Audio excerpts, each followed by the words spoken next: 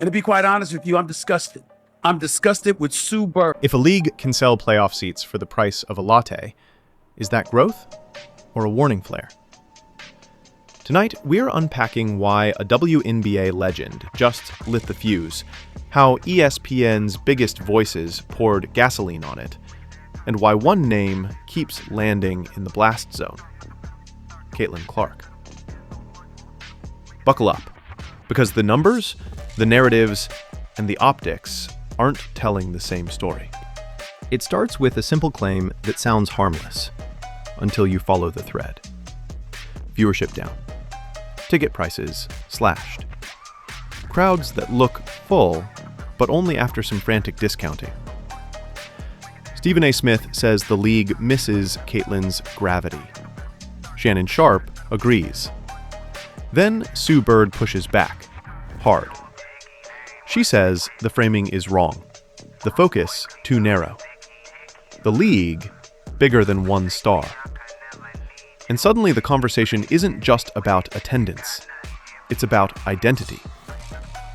Is the W really growing or performing growth? Stephen A. Smith talk about it. I've seen Shannon Sharpe talk about it. And that's what I just don't understand is they work for ESPN. So why are you hating on a product that ESPN invest in? Yeah, that's where these viewership numbers are coming. Yeah, it's a business you're in. It's not that they can't.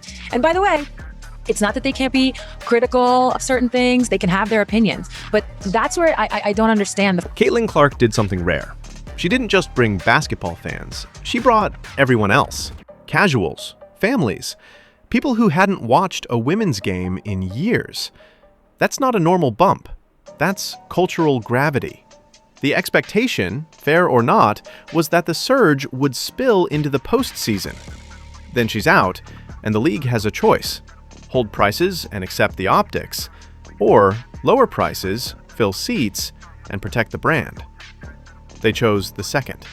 The arenas look better on camera, but anyone who tracks the market saw the floor fall out to single-digit tickets in places that were charging multiples of that a few months earlier. See tickets at the Target Center in Minnesota selling for as low as $10. Here's the tension. Packed lower bowls photograph beautifully. Empty ones do not. So when cameras pan across rows that suddenly look sold out, fans ask, was demand real or engineered? The league can't afford empty during playoffs screenshots. So you cut prices, comp seats, and announce a sellout. Is that wrong? Not necessarily. Sports teams do it all the time. But you can't call it the same kind of demand. That's not the Caitlin effect. That's the coupon effect. Sharpe starts to talk about the attendance and says, basically that Caitlin had the highest attendance in the playoffs, which Caitlin Clark played her first 2 rounds in Connecticut, which only holds roughly 10,000, and they got swept, so they never made it back to Cambridge in Indiana to play a home game. So they absolutely did not have. Sue Bird isn't a hater. She's a builder. She's spent decades fighting for the league's long-term credibility. Her read is simple. If every conversation turns back to one player, you stunt everyone else's story. She wants sustainability. She wants stars, plural. She wants the W to be more than a heat check from a single shooter. And if Stephen A. and Shannon frame the entire season around one person, she's going to push back. That's not jealousy, it's brand defense. What we want. Instead, we're still getting bullshit on viewership. When Stephen A. says, with Caitlin Clark, the numbers are astronomical, he isn't inventing a narrative. He's reacting to what we all saw. The insane road crowds, the merch, the traffic, the engagement spikes. You don't need leaked memos to know the needle moved.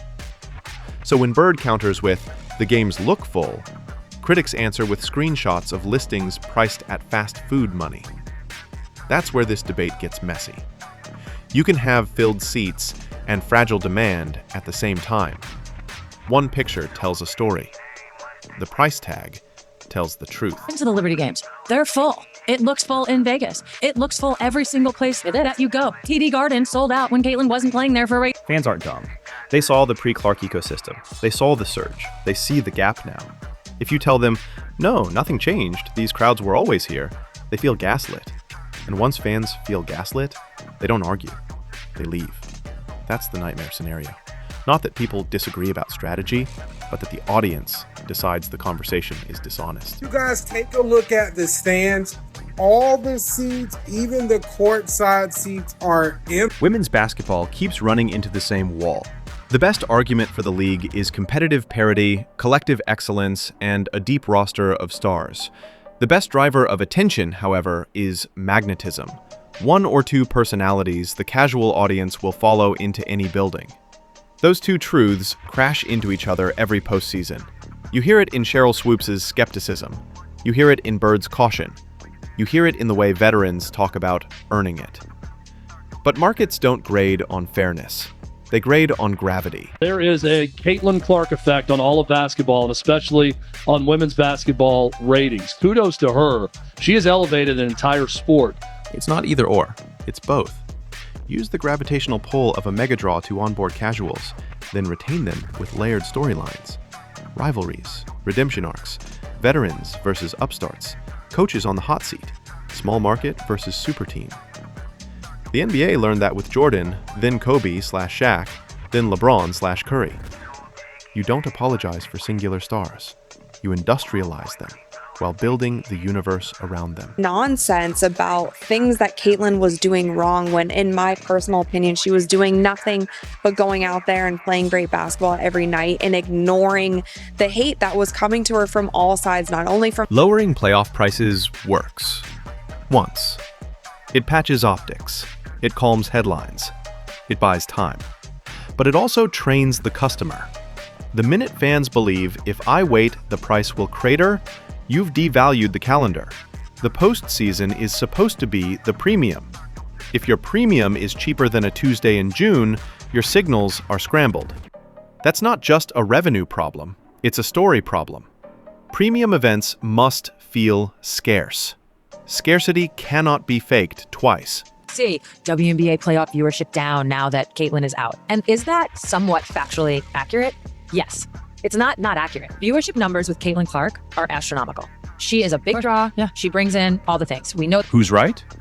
Both, in pieces. Stephen A. is right that Caitlin changed the scale. The evidence is everywhere. Sue is right that a league tethered to one player is a fragile league. The mistake is pretending these views are mutually exclusive. They're not. One is a diagnosis of demand. The other is a prescription for durability. The smart move is to admit the first and plan for the second. People stick around and want to watch the others. A rising tide lifts all boats, which is what we were saying, both Shannon, Sharpe, and myself, when we addressed that issue. Why would you say a quote like that? We work for ESPN? So I'm supposed to turn a blind eye and a deaf ear to the facts? If you're a vet who bled for this league when nobody watched, being told it's all because of her feels like an erasure. If you're a rookie who didn't get the same grace, it feels like a double standard. And if you're a coach trying to sell system over star, the Clark narrative can turn into a referendum on your entire approach. That's why you see elbows, side-eyed quotes, and she gets a special whistle chatter. It's not just basketball. It's status anxiety in a tight labor market. And to imply that we should just ignore the impact that Caitlin Clark had on this team, this league, this sport. Nah, it doesn't work that way. Fans don't care about any of that. They want a spectacle. They want to feel like they're at the center of a cultural conversation, not auditing a political meeting. They show up when they believe they're watching a moment, not a message. If the postseason sells itself as a message, respect the collective, while the moment left the stage, they'll check the price. If that price is the same as a sandwich, they'll buy. If it isn't, they'll stream the highlights tomorrow. Had people fighting tooth and nail the entire season, not wanting it to be this way because other people weren't getting flowers, or she was getting too much attention, or she gets a special whistle, or I'm gonna check her off the ball here. Meanwhile, the target gets bigger. Every turnover is clipped. Every hard foul goes viral. Every compliment from an opponent. She's as advertised. That's Steph range adjustment. That pressure is LeBron level. Feeds both sides. worship, and resentment. That's the cost of gravity. The question isn't whether she can carry it. The question is whether the league will let her carry it while they build the scaffolding around her. You can point to year-over-year lines and still be losing momentum in the moments that matter. You can post sellouts while price per seat collapses. You can trend on social and still miss in the gate. Growth isn't a press release. It's pricing power. When a product is on fire, it gets more expensive. If your playoffs get cheaper when the spotlight moves, you don't have momentum. You have marketing. Sue is not the villain in this story. She's the reminder that the league cannot be a one-note song. Her critique forces a better question. Are we seizing an opportunity or surviving it? If it's the first, you onboard millions and keep half. If it's the second, you enjoy a sugar high and crash by October.